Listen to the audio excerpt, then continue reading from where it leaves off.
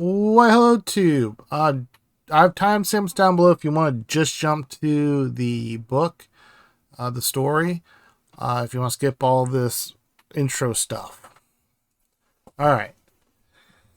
I've been working my way through the Worlds classic of the Wendigo and Other Stories by Algernon Blackwood. When I do these, I like to try to find one or two of the really short ones just to kind of read to give you an idea if you've never heard of Algernon Blackwood, an idea of his writing or their writing. I did this with Louis L'Amour when I did his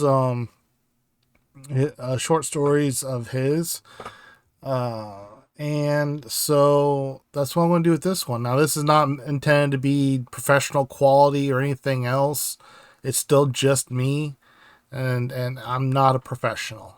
So take it for what it is. If this is your sort of thing, awesome. And if not, we'll see you on the next video. So the story we're going to do is on and on and on and on and on and on and on and on. So this is 6 pages, not even 6 pages. And if I have anything to say at the end, we'll say it. Otherwise, yeah. So this isn't going to be a typical Booknik video. So let's see. I can't read with my glasses on. So certain things had made a deep impression in his childhood days. Among these was the incident of the barking dog.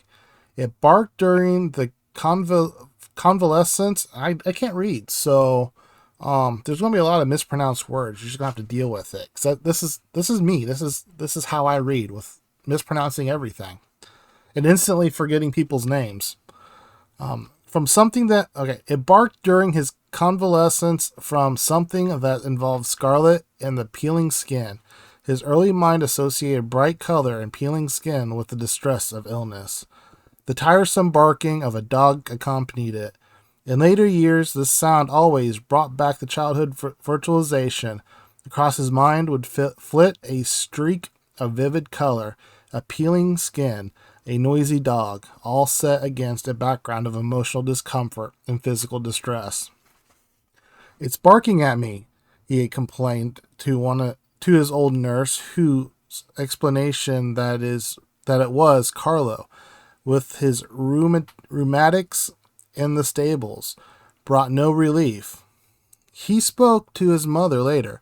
"It never stops. It goes on and on and on purpose, on and on and on and on."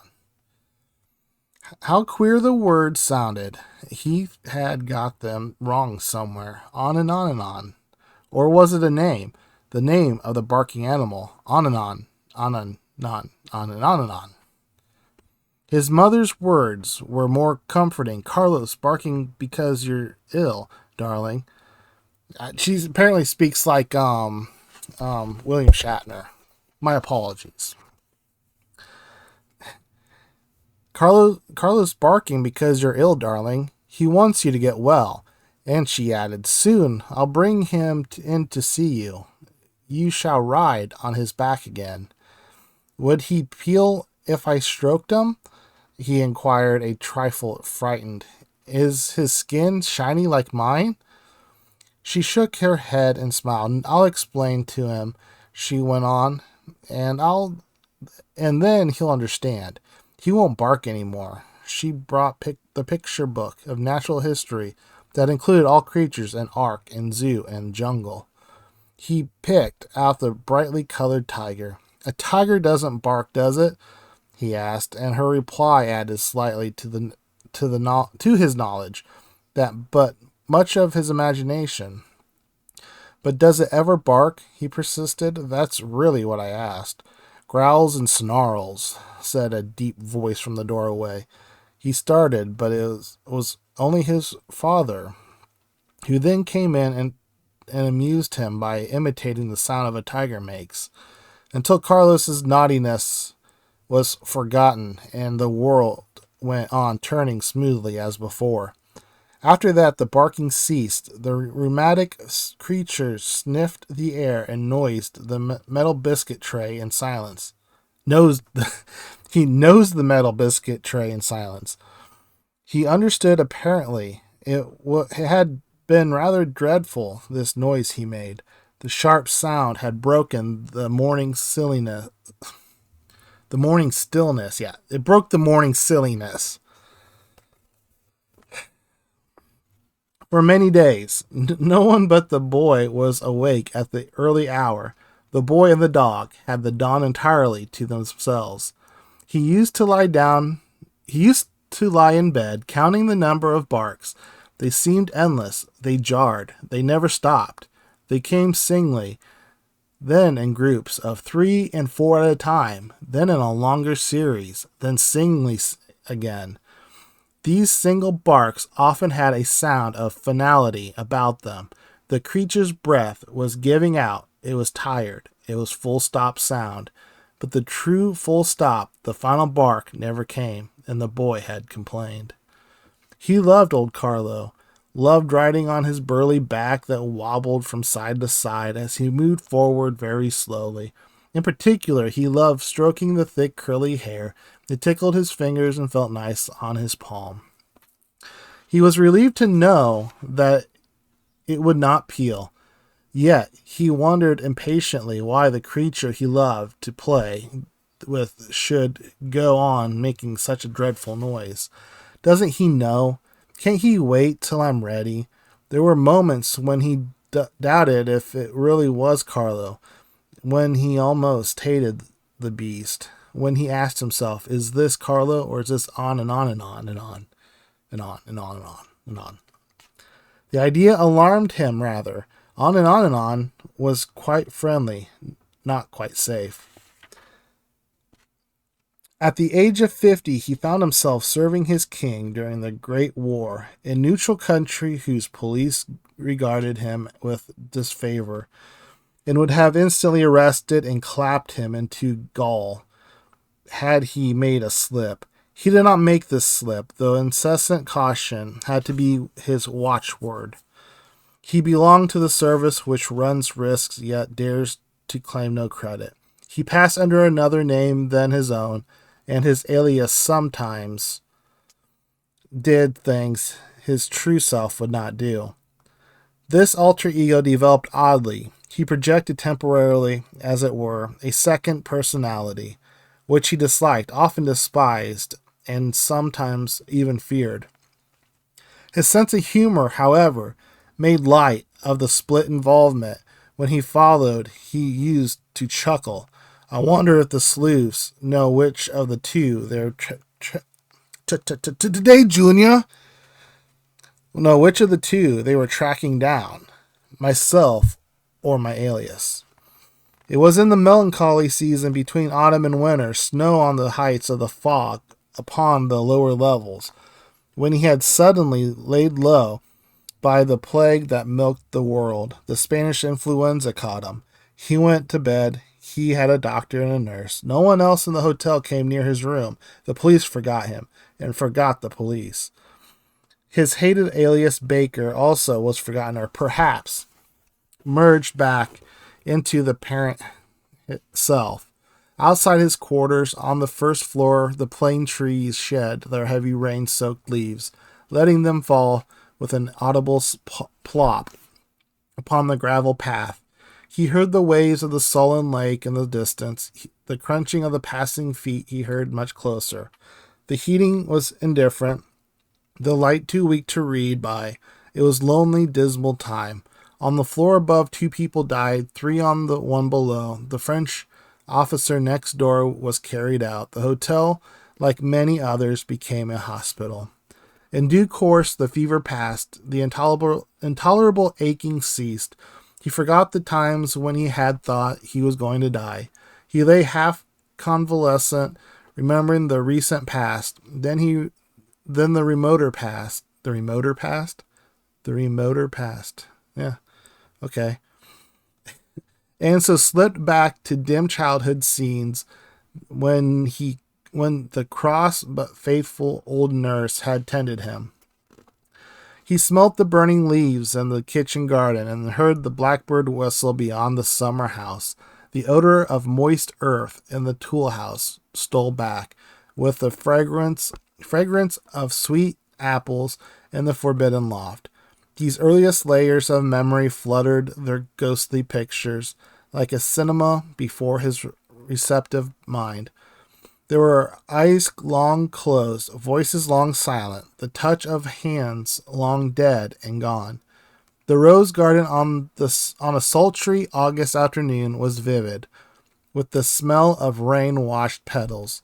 As the sun blazed over them after a heavy shower, the soaked lawn emitted warm little bubbles like a soft squeezed sponge audibly. Even the gravel steamed. He remembered Carlo, and with the rheumatism, his awkward gambol, his squashy dog Biscuit beside the kennel, and his bark. In the state of semi-unconsciousness, he lay, weary, weak, depressed, and very lonely. The nurse on her rare visit afflicted him. The hotel guest did not ask after him. To the service at home, he was on the sick list, useless. The morning newspaper and the hurried, perfunctory visits of the doctor were his only interest. It seemed a pity he had not died. The mental depression after influenza can be extremely devastating. He looked forward to nothing. Then suddenly the dog began its barking. He heard it first at 6 o'clock, when waking hot, thirsty, in a bed that had lost its comfort. He wondered vaguely if the day was going to be fine or wet. His window opened on the lake. He watched the shadows melt across the dreary room. The late dawn came softly, its hint of beauty ever unfulfilled. Would be gold or gray behind the mountains. The dog went on barking. He dozed, counting the barks without being aware that he did so. He felt hot and uncomfortable, and turned over in bed, counting automatically as he did so. 15, 16, 17, pause. 18, 19, another pause. Then, with great rapidity, 20, 21, 22, 23, he opened his eyes wide and cursed aloud. The barking stopped. The wind came softly off the lake, entering the room. He heard the last big leaf of the plane tree rattle to the gravel path. As it touched the ground, the barking began again. His counting, now conscious counting, began with it. "Curse the brute," he muttered, and turned over once more to try and sleep. The rasping, harsh staccato sound reached his ears, piercing through sheets and blankets. Not even the thick duvet could muffle it. Would no one stop it? Did no one care? He felt furious, but helpless, dreadfully helpless. It barked, stopped, then barked again. There were solitary, isolated barks, followed by a rapid series, short and hurried. A shower of barks came next. Pauses were frequent, but they were worse than the actual sound. It continued, it went on. The dog barked without ceasing. It barked and barked. He had lost all count. It barked and barked and barked. It stopped. At last, he groaned. My God, another minute and I... His whole body, as he turned over, knew an immense deep relaxation. His jangled nerves were utterly exhausted. A great sigh of relief escaped him. The silence was delicious. It was real silence. He rested at last. Sleep, warm, intoxicating, stole gently back. He dozed. Forgetfulness swam over him. He lay down in cotton wool. Peace, Elias? I don't know. Nurse and loneliness were all obliterated, when suddenly across the blissful peace cracked out a sharp explosive sound again. The bark. But the dog barked differently this time. The sound was much nearer. At first this puzzled him. Then he guessed the truth. The animal had come into the hotel and up the stairs. It was outside in the passage. He opened his eyes and sat up in bed. The door, to his surprise, was being cautiously pushed ajar.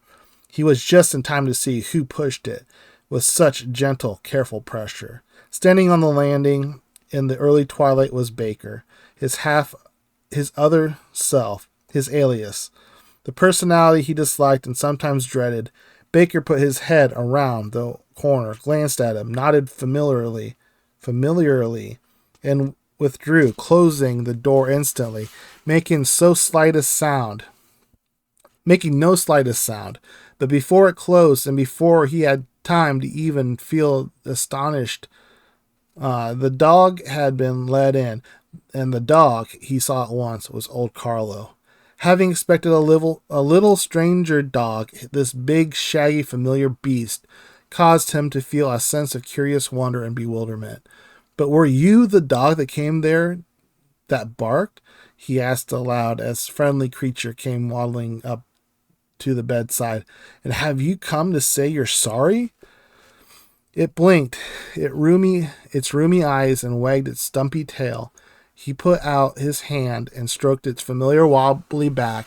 His fingers buried themselves in the stiff, crinkly hair. Its dim old eyes turned affectionately up at him. It smiled its silly, happy smile. He went on rubbing Carlo, good Carlo, old Carlo. Kind of sound like Trump right there. He mumbled, "Well, I'm blessed. I'll get on your back in a minute and ride." He stopped rubbing. "Why did you come in?" he asked abruptly, and repeated the question, a touch of anxiety in his voice. "How did you manage it, really? Tell me, Carlo." The old beast shifted its position a little, making a sideways motion that he did not like. It seemed to move its hind legs only. Its muzzle now rested on the bed. Its eyes seemed full, looked not quite so kind and unfriendly. They cleared a little, but its tail still wagged, only now that he saw it better, the tail seemed longer than it ought to have been. There was something unpleasant about the dog, a faint, inexplicable shade of difference. He stared a moment straight into the face. It no longer blinked in the silly, affectionate way as it did at first. The room was less. Apparently Apollo doesn't like my story. There was a light, a gleam in the eyes, almost a flash. "Are you Carlo?" he asked sharply, uneasy. "Or are you Onanonanon?" It rose abruptly to its hind legs, laying the front paws on the counterpane of faded yellow. The legs made dark streaks against this yellow. He's on and on and on and on, walking on wood flooring in there. He began stroking the old back again. He now stopped. He withdrew his hand. The hair was coming out. It came off beneath his fingers. Each stroke he made left a line of lighter skin behind it. The skin was yellowish, with a slight tinge, he thought, of scarlet. The dog, he could almost swear to it, had altered. It was still altering. Before his very eyes it became curious, enlarged. It now towered over him. It was longer, thinner, leaner than before. Its tail came lashing around its hollow, yellow flanks. The eyes shone brilliantly. Its tongue was a horrid red. The brute straightened its front paws. It was huge. Its mouth open and grinned down at him. He was petrified with terror. He tried to scream, but the only sound that came were little innocent words of childhood. He almost lisped them, simpering with horror. "I'd get on your back if I was allowed out of bed. You'd carry me. I'd ride." It was a desperate attempt to pacify the beast, to persuade it, even in its terrible moment, to be friendly. A feeble, hopeless attempt to convince himself that it was Carlo. The monster was 12 feet from the head to tail, of dull yellow striped with black. The great jaws, wide open, dripped from upon his face. He saw the pointed teeth, the stiff quivering whiskers of white wire. He felt the hot breath upon his cheeks and lips. It was foetid. Foetid? He tasted it. Foetid. Foetid. It was a desperate attempt to pacify the... Did I just read that? Where's foetid at? I lost my space. I lost my place. We'll just start here. It was a desperate attempt to pacify the beast, to persuade it to, even in the terrible moment, to be friendly. A feeble, hopeless attempt to convince himself that it was Carlo. The monster was 12 feet from head to tail, of dull yellow striped with black. The great jaws, wide open, dripped upon its face. He saw the pointed teeth, the stiff quivered whiskers of white wire. He felt the hot breath upon his cheeks and lips. It was foetid. He tasted it. He was on the point of fainting when a step sounded outside the door. Someone was coming. Saved, he gasped. The suspense and relief were almost intolerable. The touch of the hand, feeling cautiously, stealthily, over the door was audible. The handle rattled faintly. Saved, his heart repeated, as the great brute turned its giant head to listen. He knew that touch. It was Baker, his hated alias, come in the nick of time to rescue him. Yet the door did not open. Instead, the monster lashed its tail and stiffened horribly. It turned its head back from the watching the door and lowered itself appallingly. The key turned in the lock. A bolt was shot. He was locked in alone with a tiger. He closed his eyes. The recurrent nightmare had ruined sleep again, and outside in the dreary autumn dawn, a little dog was yapping fiendishly on and on and on and on. So there you go. I did not do it any justice. I know I didn't.